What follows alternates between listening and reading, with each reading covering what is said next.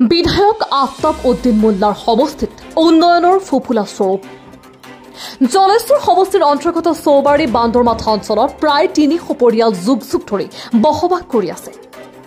কিন্তু ইমান জনবসতি অঞ্চলত নাই যাতায়াত ব্যৱস্থা, নাই চিকিৎসাৰ ব্যৱস্থা, নাই অঞ্চলটোত উন্নত মানৰ শিক্ষা ব্যৱস্থা। যুগ যুগ ধৰি অঞ্চলটোৰ বিভিন্ন ধৰ্মাৱলম্বী লোকসকলে বসবাস কৰি আহিছে। অঞ্চলটোত বসবাস কৰে কোচ, গাৰো, দাস, মুছলিম আদি ধৰ্মাৱলম্বী লোকে। উন্নয়নৰ মুখ নেদেখা এইখন অঞ্চল নিৰ্বাচনৰ সময়ত সকলো নেতা পালিনেতাৰে ভৰি পৰে গাঁওখন। কিন্তু নিৰ্বাচনৰ পিছত এদিনো খবৰ নলয় কোনো জনপ্ৰতিনিধিয়ে। অঞ্চলটোত নাই বিশুদ্ধ খোৱা পানীৰ যোগান। সবকা সাথ সবকা বিকাশ ফলকতহে বাস্তৱত এয়াই। এখন ঝৰ্ণা, দুয়োপাৰে দুটা গাঁও, মাত্ৰ ২০ মিটাৰ দূৰত্ব। এইখিনি কামো কৰা নাই নেতাসকলে। স্থানীয় ৰাইজ তথা ছাত্ৰ ছাত্ৰীয়ে এইখন বাঁহৰ ওপৰেদি পাৰ হয় যুগ যুগ ধৰি। অঞ্চলটোলৈ বিধায়ক আফতাব উদ্দিন মোল্লা তথা জিলা উপায়ুক্তৰ দৃষ্টিগোচৰ কৰিবলৈ স্থানীয় ৰাইজে জনাই আহ্বান। স্থানীয় ৰাইজৰ কিছু মন্তব্য আছে, শুনাই ল'ব বিচাৰিছো।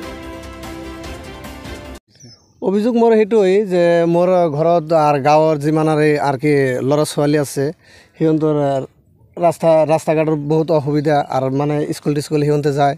তাৰপিছত মেডিকেল কৰাব লাগে কেতিয়াবা বা এম্বুলেঞ্চ ৰাস্তা ঘাটৰো বহুত অসুবিধা হৈ আছে আমাৰ ইয়াতে।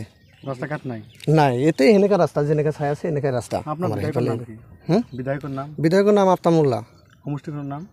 সমষ্টিখনৰ নাম গোৱালপাৰা, এই জলেশ্বৰ। সেইটো ৰাস্তা গৈছে আপোনাৰ হাজদোৱা হৈছে আৰু সেইটো ৰাস্তা সিফাল দি গৈ চৈবাৰী দি গড়নগৰো গৈছে, চৈবাৰীও গৈছে। ৰাস্তাৰ বাবে কেতিয়াবা আবেদন কৰিছিলোঁ, আগত কৰিছিলোঁ। সেইখিনি ৰাস্তা কৰিছে, আগৰে সেইখিনি ৰাস্তা কৰিছে। তাৰপিছত সিফালেও আৰু কৰা নাই আৰু তাতো কামটো ফিনিচিং কৰা নাই। না দলংটোতো এতিয়া মানে যে আপোনালোকে চাই আছে এনেকৈ কষ্ট কৰি আমালোকে যাই আছোঁ, পাৰাপাৰি অৱস্থা মানে বহুত অসুবিধা হৈ আছে আমালোকৰ। তে এতিয়া আপোনালোকে কি ইয়াতে ৩০০-২৫০ মানুহ ক'ব খুজি আছোঁ। কাৰণ যিটো এইটো জেগাত আমি বসতবাৰী কৰি আছোঁ, কিন্তু আমাৰ এনেকুৱা অসুবিধা, এতিয়া কিবা এটা যদি বেমাৰী থাকে আমি সোনকালে মেডিকেলত ল'ব নোৱাৰোঁ। ৰাস্তা ঘাটৰ ইমান অসুবিধা, এটা এম্বুলেঞ্চ আহিব নোৱাৰে। চাইকেল দি যে এটা মেডিকেলত আমি ৰোগী এটা লৈ যাম, কিন্তু যাব নোৱাৰোঁ। এতিয়া কান্ধত উঠাই ল'ব লাগে, ঘাটত খুলি ল'ব লাগে, কেনেকৈ কষ্ট কৰি লৈ যাই আছোঁ, আহি আছোঁ, কিন্তু বহুত অসুবিধা। তাৰপিছত এটা হ'ল শিক্ষাৰ পিছে আমি পাছ পৰা আছোঁ, এইকাৰণে আমাৰ ইয়াতে ৰাস্তা ঘাট নাই। তাৰপিছত এই আপুনি নিজে চাব পাৰে আমাৰ পিছফালে যিটো ব্ৰিজ দলংটো যে বনাব লাগে, এইটো দলঙো নাই। আমি বাঁহে দিয়ে কি কৰোঁ, কেতিয়াবা ল'ৰা ছোৱালী পৰি যায়, কেতিয়াবা মৰিও গৈছে দুই এটা। এইটোৰ ওপৰ দিয়ে পাৰ হয় কেতিয়াবা পানীত পৰি। নিউজ ডেস্ক ৰিপৰ্ট, নিয়মীয়া খবৰ।